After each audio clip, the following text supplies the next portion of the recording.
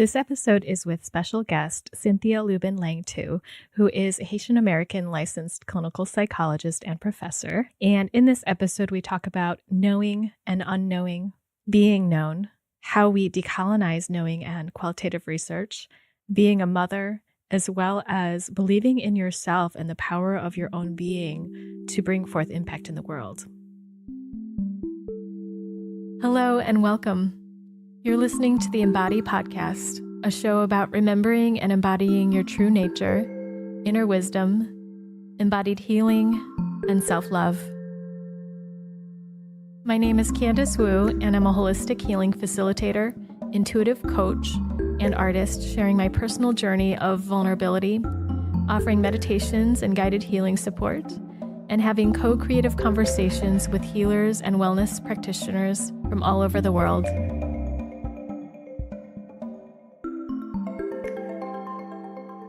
It's with great honor to introduce our guest today, Dr. Cynthia Langtiw. She's just a wonderful, vibrant human being who cares so much about people. And I appreciate so much her ability to just be herself, bring who she is to the table, and to love people around her and give the gifts that she is in herself.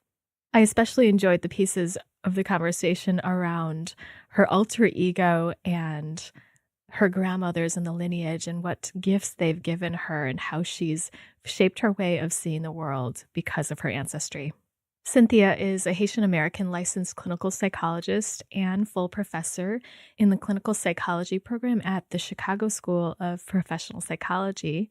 And she's also served as a supervising psychologist at Mount Sinai Hospital and currently consults with their doctoral clinical training program. And on top of that, she's also a volunteer psychologist and clinical supervisor with the Marjorie Kovler Center for Survivors of Torture. She provides training on psychological trauma for the Young Center for Immigrant Children's Rights, and her clinical work reflects a strong systemic and community sensibility that integrates a relational, cultural perspective. So much of our clinical work has been helping youth, adults, families, and communities utilize their own resources to heal from trauma. And in this conversation, you'll hear exactly that, especially at the end of our conversation, where she speaks about uncovering our own knowing and trusting in who we are. So let's jump into the conversation. So, Cynthia, I'm so thrilled to have you here today. You are a Haitian American licensed clinical psychologist, and you're a full professor at the Chicago School of Professional Psychology, among other aspects of your professional career, where you're a volunteer psychologist and clinical supervisor at the Kovler Center. Mm-hmm. And yeah, you have just plenty of conversations in the air around youth violence, betrayal trauma in the Black community and around the world. Mm-hmm. Supporting families and children in natural disasters, advocating for families, healing trauma, working with couples. And the first question I have for you, Cynthia, is tell me about Harriet the spy, your alter ego. Oh, I love that question. So, as a kid, I just lived in my head, and particularly as an immigrant child, just trying to figure out the world. Books were everything for me. And there were so many wonderful characters with whom I related and connected. But Harriet the spy just sparked for me this inquisitiveness, right? There's a part in the book where she's writing and writing and writing in her little notebook, and she says, I want to know everything, everything, everything. That is why I am a spy. And that reverberated in my core because I just thought, that's me. I want to know everything. I want to know everything, everything, everything. And in large part, that's why I'm a clinical psychologist, right? So, and I think that connecting with this strong female who had this deep curiosity and fed that curiosity in bizarre and strange ways, resonated for me so deeply as a child and continued, on my quest to Yeah. know and my continued quest to know as a clinical psychologist, but also as a researcher. I think that that stays with me still, like that desire to deeply know, but also be known, you know? Oh, absolutely. So, Yeah. so yeah, that's me and Harriet the Spy. I revisit that I book love every it. couple of years. Oh, I can see that Harriet the Spy in you is just well Yeah, alive and just it feels like she's just thriving. yeah, yeah, absolutely. I would hope so. I would hope so. Yeah. Oh, that's wonderful. Yeah, and Mhm. how do you see yourself on your journey right now? Yeah, so I'm at an interesting place in my journey, both as a professor and as a clinical psychologist, and also as a researcher. There was a lot of push as I was moving towards promotion, and there was a way that once I sort of um, achieved full professorship, if you will, and there's so few women Mhm, of color who do, that mhm, that part hit me too. That it wasn't only for me, but for so many, and I felt my grandmothers, who are no longer with us physically, but sit on my shoulders, right? But then also lift up my mhm, arms. And there's a way that in my journey now, I'm thinking about what I've always thought about what I have to offer, right? What I have to offer my clients, mhm, what I have to offer my students. But there's a way that I'm thinking more broadly about what I have to offer the field. And that can feel a little heady. Like, who am I to think that I can offer the field of psychology something? And yet there's so much that I've been offered and learned and engaged. And I feel like I'm in a different place of scope and impact in terms of what I can offer. And that's where I am now. I'm mhm, at this precipice where all of these ideas have been swirling, and I've been working and doing and offering, but all of these ideas are swirling and converging in really interesting and beautiful ways.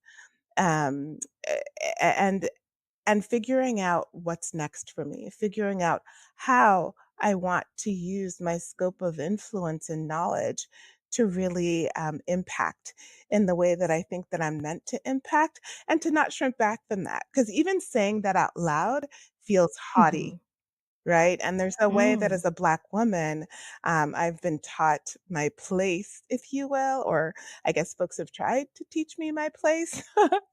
Um, Yeah. but I've embodied my grandmother's places, if you will, and Oh, understood that there's a reason that I am here in this space, and embodying what I do, and that my life is meant to impact in a particular way, and that I not only can I not shrink back, but I have a moral obligation to not shrink back from the space that I'm meant to step into, and Phew, that's a oof, lot to yeah, hold. It's a lot to it hold, and, is. I'm a mom of 2 boys, and of course, that's a role that I embody, hopefully as a primary role, they see that, but then balancing Yeah, all of these other ways that I think that I'm meant to be in the world and in our field and in people's lives, but then also on pages and other places, is the precipice I'm on right now.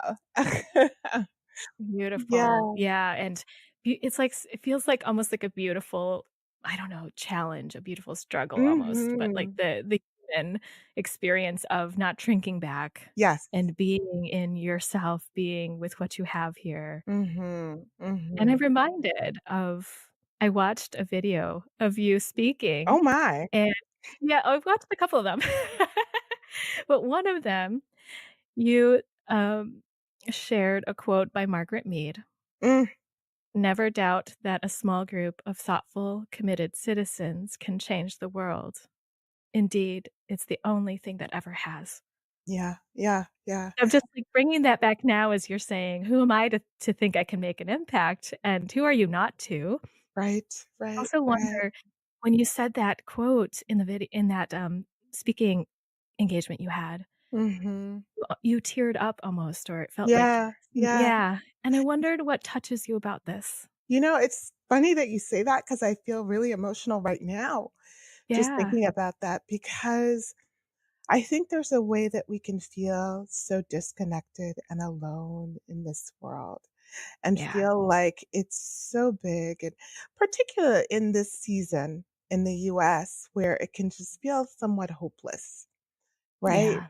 And it can Right. feel like, well, what is my smile going to do? What is my Oh. banding together with my students going to do? What is my working in my coalition for immigrant mental health going to do? And then it Mhm. reminds me of every single movement.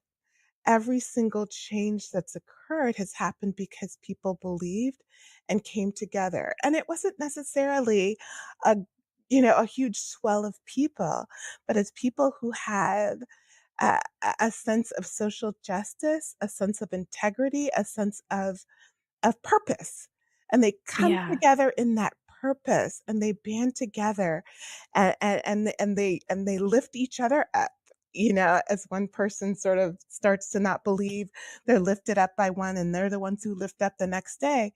And I think of all of the social movements. I mean, it's Black History Month, right? I've been having these Mhm. conversations with my kids. I think about our, current immigration situation, crisis, emergency. There are many ways that we can think about it. But I think about the work that I'm doing with the Coalition on Immigrant Mental Health and how each day, we're chipping away at some of the injustice that's going on. And it is actually making a difference. I think of all the movements across time and space, right? Mhm. And how it was always spurred on by a small group of people who said, "You know what?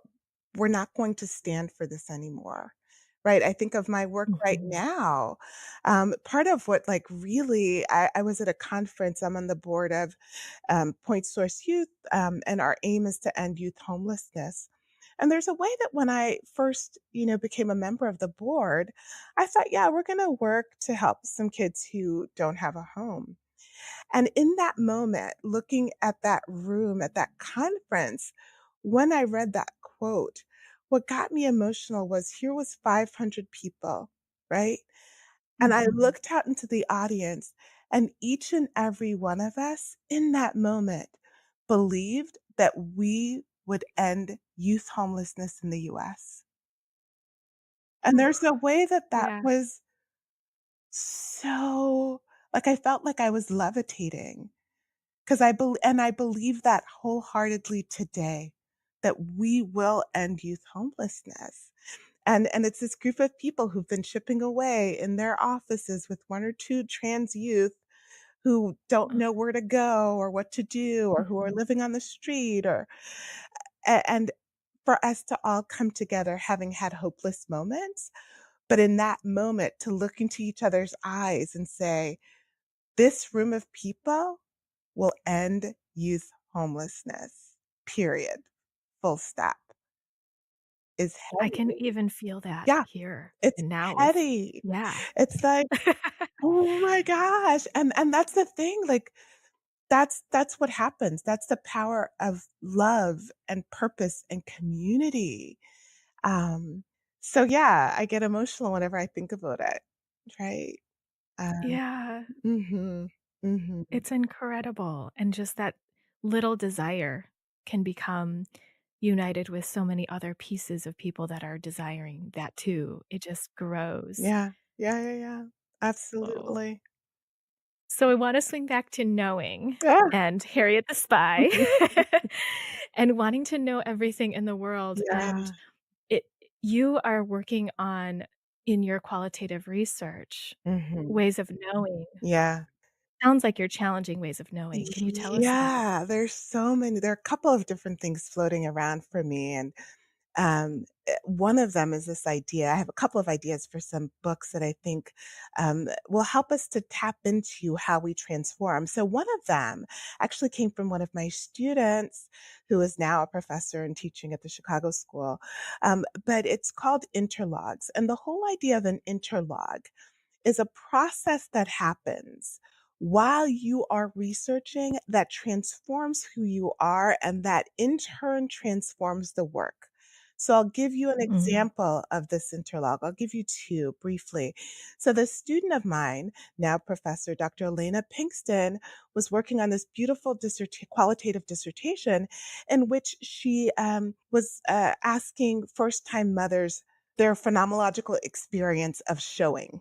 And that was the title of her dissertation, which I thought was great. At the time, and she discloses this in her dissertation, so I feel comfortable disclosing it with you Mhm. and your audience. Her aunt, who was close in age to her, was pregnant. And so she's doing this dissertation, talking to pregnant women, and her aunt is pregnant. It's really exciting. And during her dissertation process, her aunt actually loses the baby. It was Oh. devastating. And she Oh. had to hit pause, and she didn't know what to do with that.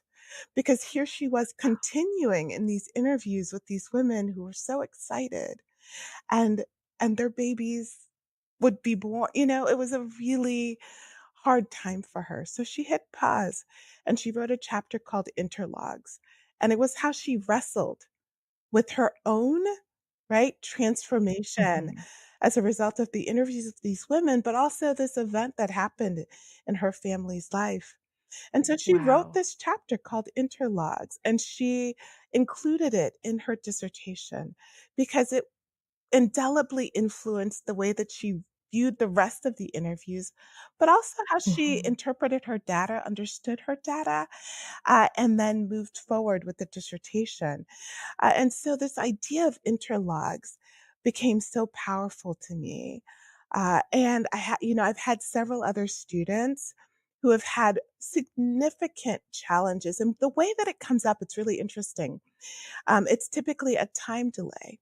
I had another student Mhm. who is Muslim and was writing a dissertation looking at millennial Muslims, and the impact of 9/11 on their day-to-day lives, right? Mhm. Beautiful dissertation, really important, necessary, needed. We need to understand their phenomenological experience. Well, it took this student much longer than she had anticipated. And there were all these stories that she told herself, right? About why, about her Mhm. writing, about not being committed, about all kinds of stories. But then when we sat down, she had actually completed the interviews. She's a great writer. And we Mhm. were trying to figure out like why this wasn't getting done. Well, she was interviewing people who looked like her, who had her Oh. experience. Aha. At her dissertation defense, we ended up getting her moving and had that conversation and had a conversation which was actually an interview about her own interlog, her own transformation, her own reflection. Mm. Mhm. And we're able to move her through the dissertation successfully. And she's out practicing now, doing wonderful work with her community and with many others as well. But that would not have happened without that level of reflection on the stories that she was telling herself. I mean, to give you a sense of it, like during her dissertation, we had her read some of the quotes, some clips, if you will, from her Mhm. dissertation. And she got so choked up that she couldn't. And so I took the transcripts and I went to read and I got choked up. And I'm Oh. not a millennium Muslim woman, Yeah. Like it was the things that she was reading, the stories that she was being told were so heavy to hold as a researcher. Wow. And they were her own story, right? In many ways. Yeah. And it was Right. critical for the transformative process of the dissertation, the transformative process of doing research to be codified and to be reflected and to to understand how we are embodying a new way of being a researcher as a result of what we're learning in our research. We can't be removed. We're not removed. This idea that we're this objective researcher is a fallacy, and I want to debunk that. Oh, thank goodness, because it's like we are absolutely part of that story of what we're seeing and researching and Of It course. always comes from a specific lens, so the more we can be honest about that and congruent with that, sounds Right. like we can Right. glean so much more out of the whole Right. understanding. Yeah, and clarifying our own lens, right? And clarifying our own lens, and I teach qualitative research, and I have this soapbox around validity and rigor. And it's not because I want my students to get published, although if they want to, that's great. But for me, right? Mhm. Clarifying one's lens, which is for me what rigor and validity and research in general is about the primacy of the voice of our participants. And our participants come to us and they share these powerful stories and they trust that we will represent them in a way that will make a difference in the world. And it's critical Yeah. as researchers, not just qualitative, I would say quantitative too, Mhm. as researchers that we clarify our lens so that the clarity of the data is the participant's voice and not our own. So, Yes. yeah, that's all so important to me, and particularly because much of the research that I end up doing ends up being with, groups of people who have traditionally been marginalized or treated Mhm. poorly, or targeted in a negative way. So people of color or other folks, in the world, and so for me, the idea of being a researcher and training and teaching researchers who would see people wholly, who would, you know, have a sense of the sacredness of somebody offering you their story or their information and take that Mm. seriously is so important. Mhm. Decolonizing methodologies, right? I've been wrestling with that. Like, what does it mean to decolonize our work? What does that mean? Yeah, exactly. I've been wrestling with it a lot.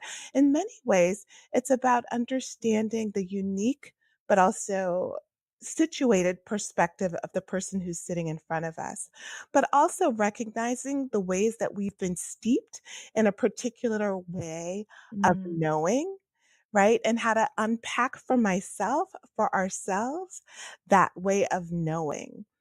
So I'll give you an example. I was having a consultation around a dissertation with someone this week. And this person has a wonderful dissertation topic. They, in their dissertation chair, have a different idea about how to work through it. But their question is a clearly qualitative question. And so this person's question was, well, what group will I compare it to? And I said, well, who says you have to compare in this Mm. particular dissertation? You know, this Mhm. group of people, this targeted marginalized group of people is one that you have a unique niche perspective on. You have a sense of why they haven't been asked these important questions about their teaching strategies, right? Why do we need to compare them to another group? Right? Their voice Right. is uniquely important, but there's a way that this person has been steeped in sort of the capitalistic Adam Smith wealth of nations, compare, contrast, there has to be a Yes. winner, there has to be a loser, right? Like Mm. all of those narratives are so deeply ingrained. And for me, decolonizing methodologies is unplugging from that and saying, this group of people has a really important story to tell us. Let's sit and focus on them, period. No comparison. Yes. Well, and I think about what you're saying with research and just Mhm. broadening this to the idea of life and, us as researchers in our own lives, us interacting with people and seeing what happens, us decolonizing our ways of seeing ourselves and others and the way we look at, what we think we know and how our interlog, like if I'm getting you right, like what goes on in us that influences how we see the other person. Yes, And right, exactly. yeah, what are your thoughts on that? Yeah. And, taking a step back for me, the whole idea, one of the reasons that it's so hard to unpack decolonization is because I myself have been so steeped in my ways of knowing, right? Like I kiss my boys goodnight and say, you're the best. Mhm. And my kids are great. They're awesome, right? But, like, why do they have to be the The best? best. No, you're the best, right? Like, that's even, like, troubling that language for myself, Right. right, is another way of troubling the idea of decolonizing in my everyday life. Um, the competition, right? Like that idea is a very Western way of being. And so how can I think about other ways of being in the world, giving my work across the world? And I think for all of us to be troubling, right? The ways that we are steeped in knowing. And I think, to go back to my grandmothers, Stephanie is one of my grandmothers and Andrea is the other one. Mhm. These two women, and I say this with pride, like neither of the two of them could read or write, right? Mhm. And they're two, of course, of the most brilliant women that I knew, that I know. And so for me, I knew at a very young age that they could not formally read or write and that they were brilliant. Oh. So there was a way that when I got to grad school and I'm learning about assessment, right? Mhm. And learning about other ways of knowing, I thought, well, yeah, of course there are people who Ah, are smart who don't yes. know how to read. Yes. Case in point, my grandmothers, right? And even my grandmother Andrea, I've never met anybody who could recite more Psalms than she could from the Bible. She was a deeply spiritual woman. And when I think about that, right? Like for someone who didn't read or write, but then to memorize the scripture and hold them in her heart because that was important to her, how brilliant. Wow. And I always knew that. And so for me, there was a way that I was always troubling sort of these rigid ways of knowing and also unknowing, and the wobbliness and the Mm. unsteadiness of unknowing, and how that unknowing place is the birthplace of creativity. Like you Oof. can't be fully creative and like burst forth from a place of like solid knowledge all the way through. There has to be a place of unpacking, unknowing, of wobbliness, right? In which we get steady, right? Yes. Because that it's so Love important. it. So like all of it, the knowing, the unknowing, and moving through and finding courage to sit in that unknowing wobbly place is another part of sort of my unpacking of knowledge and ways of knowing right now that I think in my clinical work is certainly present, in my research is present, but in my life, as a parent, holy cow, I always joke that I was an amazing child psychologist before I had kids. But now I'm like, I hope I didn't break them. You know, and I think I'm doing an okay job, but I check in with them every so often. Am I doing okay, guys? Yeah. How are you feeling? You know, I said to my son once, we were just cuddling once. I said, sweetie, how are you doing? Am I doing okay as your a mom? And he's 12 and really sweet, and we're cuddling. And then he gets up and he looks like he's 20. And he looks at me, he's like, "Hmm, I think you're doing the best you can." Oh. It was like such a sweet moment. So And he looked sweet. so but he was so So much honest. wisdom Right, coming he through. was like, "Yeah, there's some room for improvement, but you're doing okay." Oh. But also acknowledging that he gets that I'm trying, right? So I think, that being a parent has certainly been, a wonderful wobbly place for me. Yes, yes. And, I'm learning so much, but then it translates into other places in my life too. And as a teacher, it helps me to sit with my students in their places of discomfort, as they're unknowing, and Mhm. to walk as in companionship with them, right? As their Yes, unknowing and to right. trust their unknowing process. And I tell them, And holds such a safe space then. right? I tell them, Mhm. you will get frustrated with me because you'll come to me and want an answer, and you'll get more questions, and you'll leave cursing at me under your breath. And then you'll come back feeling so proud that you uncovered the answers that you already know, that you Ah, already yes. have, right? That you felt like Mm. you wanted me to tell you, but there would be no sense of pride, no sense of ownership, no sense of, "I did this." Um, Yeah, we have to yeah. find the answers for Mm, ourselves. The ones that are most important is yeah, what I'm getting from yeah, that. yeah, yeah, yeah. So there are ways that whole idea weaves its way, but it's also because I have a firm belief that we have so much of what we need to know, and that we need to uncover it and unpack it and come to our truths. And that there's an importance in silence and Mm. sitting with to uncover the things that are already there. And so that's why, I mean, one of the reasons I appreciate your podcast so much, because you focus on the sense of oneself and meditation and sitting with, because there's so much knowledge that we already have in our spirits and our core from across time and space. The Absolutely. ancestors, right? Like, are here with us, Yes, have been here with exactly. us. They knew us before we knew, and we ourselves are ancestors that know our great great grandchildren, and we're already offering something to them, right? Like, in this moment. Mhm. And it's like, when I think about that level of connection, I think, like, how can I feel lost? How can I feel lost when I'm so connected to the past and to the future? You know? That's beautiful. That's a beautiful image and energy, like the connection of what's already there, anchoring us to who we are. Yeah.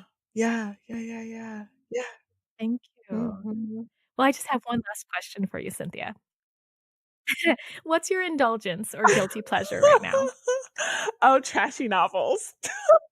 Like what? I won't name them, but suffice it to Oh. say, the last one I got from the library, I thought, "Really?